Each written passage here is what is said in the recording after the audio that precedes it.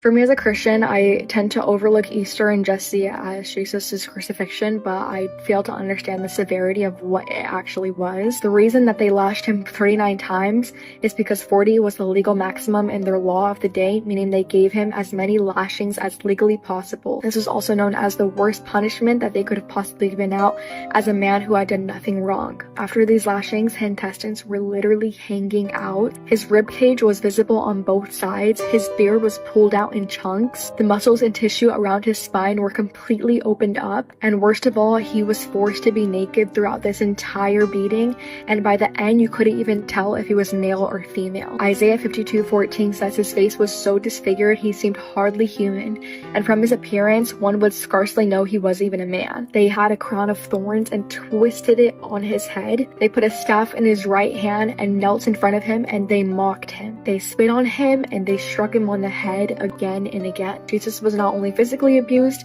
he was verbally ambushed with non-stop mockery and pure hatred from just about every person there, including the ones that he loved and always cared for. You would think that was it, but after that he had to carry a 200 to 300 pound cross for miles. To put him on the cross, they used 7-inch nails, ones like you would see on railroad tracks. They put them right through both of his wrists and right through his feet. This was shooting constant, excruciating nerve pain throughout every part of his body. When you're hanging on a cross, it causes extreme suffocation, and to be able to breathe, you legitimately have to pull yourself up. Jesus not only did that, but he did it with thick nails in his wrists, but worse was that his back was exposed, and the tissues would rub up against the splintery of the wood of the cross. He did that same breathing for about 6 hours. Every breath and moment in this time was the most excruciating pain him or anyone else could ever feel. And throughout the entire process, he didn't even say a single word. John 19:28-30 says Jesus knew that his mission was now finished, and to fulfill scripture, he said, "I am thirsty." A jar of sour wine was sitting there, so they soaked a sponge in it,